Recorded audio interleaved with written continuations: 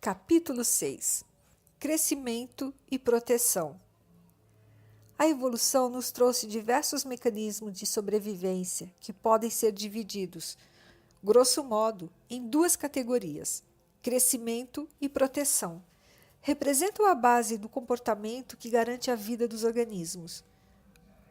Você pode não perceber, mas o crescimento é um fator vital para a sua sobrevivência, mesmo que você seja adulto. Todos os dias, bilhões de células em seu corpo se desgastam e precisam ser substituídas. Por exemplo, todo o revestimento celular interno de seus intestinos é renovado a cada 72 horas. Para manter essa reposição constante de células, o corpo depende de uma grande quantidade de energia diariamente. Bem, a essa altura você não irá se surpreender se eu disser que descobri a verdadeira importância dos fatores de crescimento e proteção no laboratório onde estudei o corpo humano e seus bilhões de células.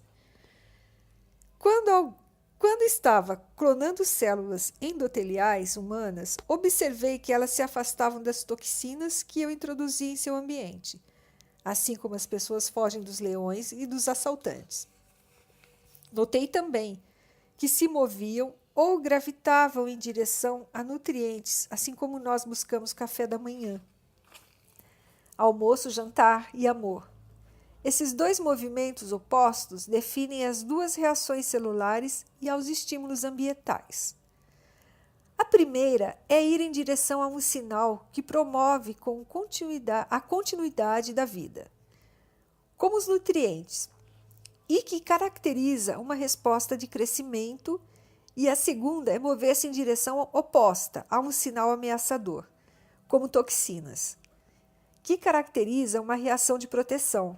Também devemos observar que alguns estímulos do ambiente são neutros e não geram reações de crescimento ou mesmo de proteção.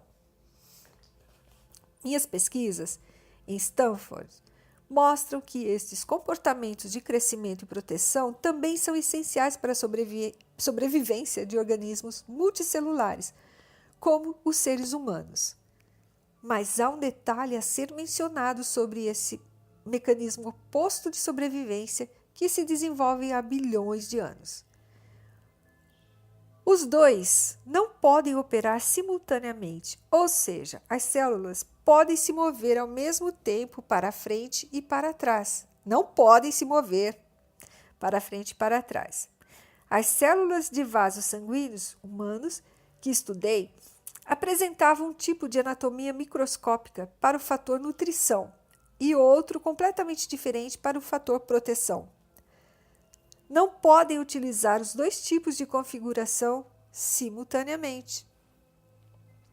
Em uma reação similar às das células, os seres humanos também restringem seu comportamento de crescimento quando adotam o comportamento de proteção. Se você está fugindo de um leão, não há motivo para despender energia em crescimento. Para sobreviver, escapar do leão, você terá de reunir toda a sua energia para ativar mecanismos de luta ou de fuga. A redistribuição das reservas de energia para a reação de proteção invariavelmente resulta na redução do crescimento. Além de desviar energia para a manutenção de tecidos e órgãos necessários para a reação de proteção, há mais um motivo para que o processo de crescimento seja inibido. Esse processo requer uma troca entre o organismo e o ambiente. Por exemplo, os alimentos são ingeridos e o que não é utilizado pelo corpo é expelido. Portanto, a reação de proteção fecha o sistema para proteger o organismo de qualquer ameaça externa.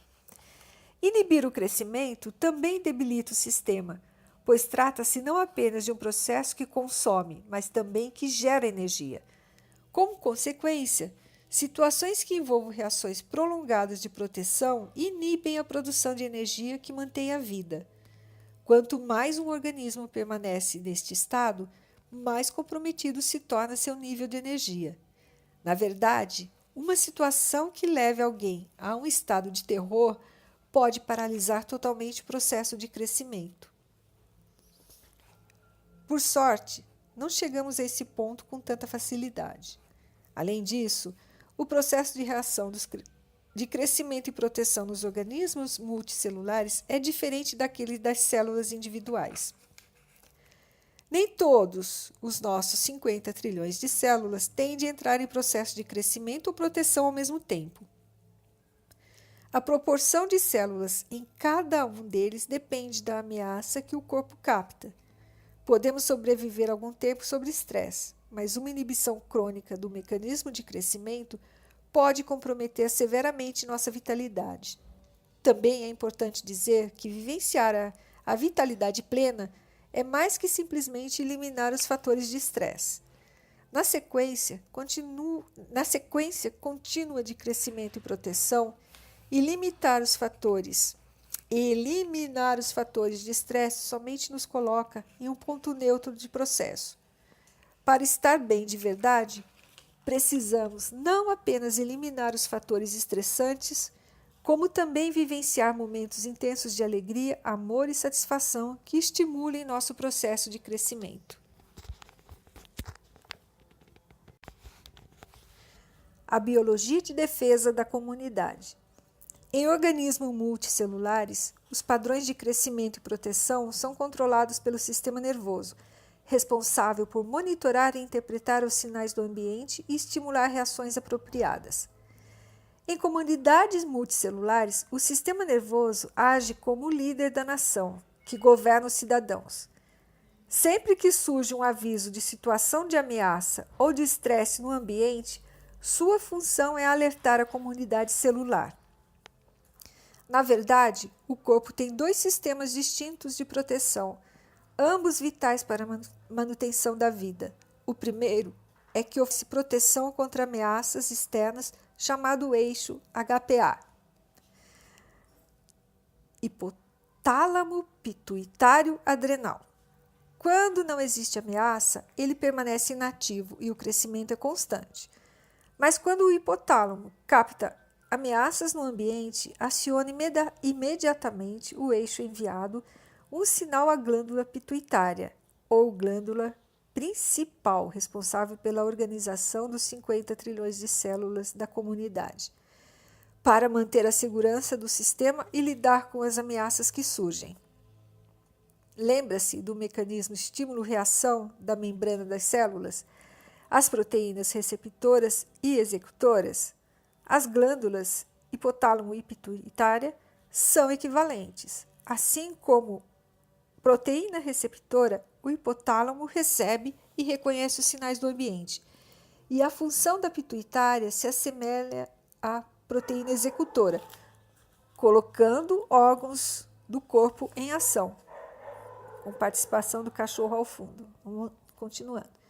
Como resposta às ameaças do ambiente, a pituitária envia um sinal às glândulas endócrinas para que elas acionem e coordenem a reação fuga-luta do corpo.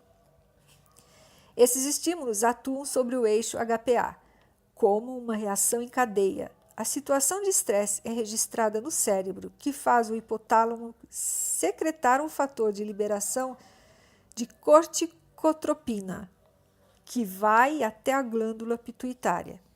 O CRF ativa hormônios específicos da pituitária, fazendo com que ela secrete e envie hormônios adrenocorticotrópicos para a circulação sanguínea. O HCTH segue então para as glândulas endócrinas, nas quais funciona como sinal para a emissão de hormônios endócrinos de fuga e luta.